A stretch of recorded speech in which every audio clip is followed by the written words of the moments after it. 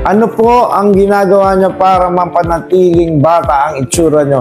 Simple lang, hindi ako nagmamahal ng maling tao dahil pag maling tao ang minahal nyo, sigurado dyan may stress ka araw-araw, papangit ka at tatanda ang itsura mo. Yan. Pangalawa, dapat lagi kang masaya.